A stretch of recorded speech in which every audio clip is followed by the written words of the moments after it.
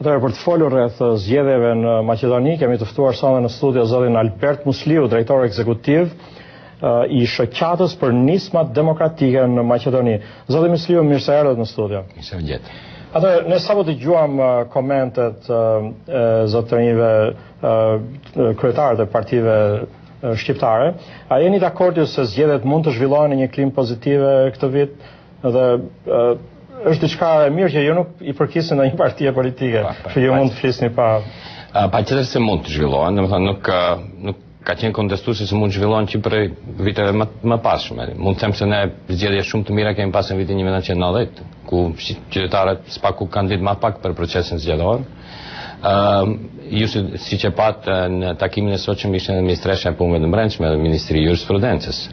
Dhe du të them se është një gabim që gjithë komuniteti shqiptar, përfshirë edhe politikanët shqiptar, e pranojnë një stigmatizim i cili i bëhet komunitetit shqiptar, se ai është fajtor gjoja për parregullsinë në zgjedhje.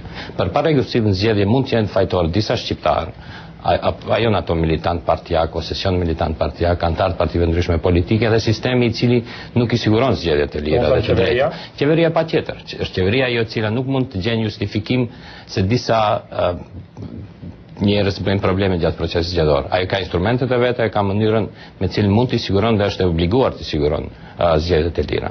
Gjithsesi, ka një komunikim të mirë mes partive shqiptare në Maqedoni për të parandaluar rastet të dhunës? Mendoj se komunikimi ka munguar për disa vite me radh. Para 2-3 javësh kemi pa disa iniciativa pozitive mes kryetarëve të dy partive PDSH dhe BDI-s.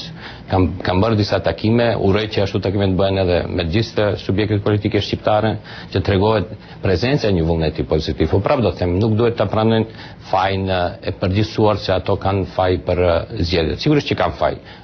Liderët politik, partitë politike mund të ndikojnë në krijimin e një atmosfere më pozitive, por përgjegjësia e fundit i takon atij i cili organizon zgjedhjet. Në këtë rast është shteti ai i cili organizon zgjedhjet. Ju si shoqat, çfarë roli të drejtë për drejtë keni në këtë zgjedhje? Qysh prej 94-s kur jemi formuar, ne kemi pas rolin ton në si them animimin e qytetarëve të dalin të marrin pjesë në procesin zgjedhor. Kemi pas edhe procese iniciativa edukative që të edukojnë qytetarët si të votojnë, rëndësinë e vetvotimit. Siç është, kemi pas aktivitete në monitorimin e procesit zgjedhor, por kemi edhe nisma të cilat kanë të bëjnë edhe me regulativën e cila e rregullon procesin zgjedhor. Së fundi kemi disa iniciativa që insistojnë që edhe femra shqiptare të marrë pjesë më aktive në procesin zgjedhor, nga se për vite me radhë, si nga faktorë ndërkombëtar ashtu edhe subjekte politike të brendshme, ka pas vërejtje se femra shqiptare nuk voton, por kemi votime familjare.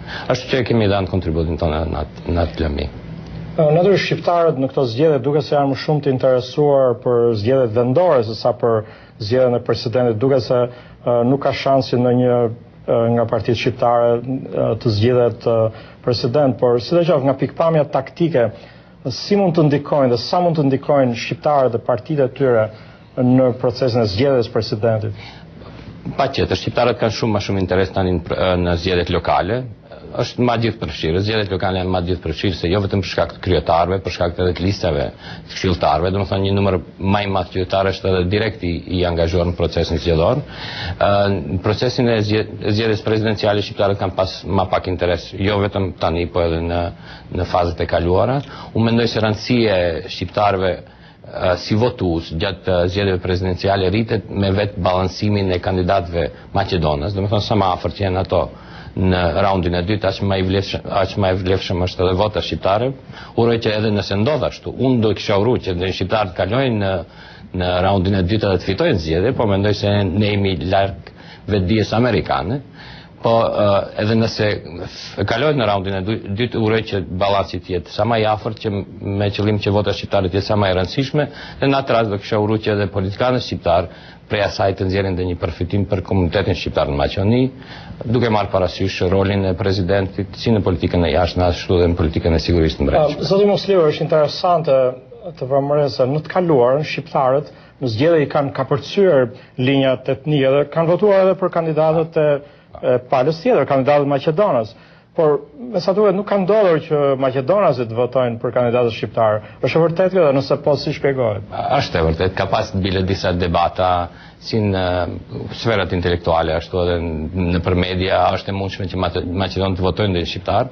Unë mendoj se në këtë moment është rënd, por jo nuk është e pamundshme, por eksperjenca na mëson se nuk ka ndodhur diçka ashtu. Shqiptarët kanë qenë më të vetëdijshëm, kanë votuar edhe për president, gjithë presidentët e kaluar deri tani e kanë pas edhe votën shqiptare.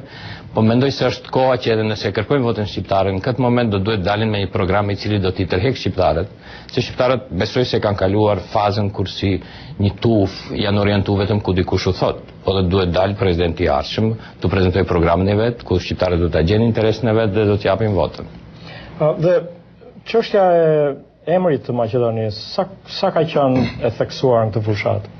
Çështja e emrit është e theksuar nga se lidhet me proceset eurointegrative të Maqedonisë, edhe mendoj se pikërisht këtu shqiptarët do ta kërkojnë edhe interesin e vet.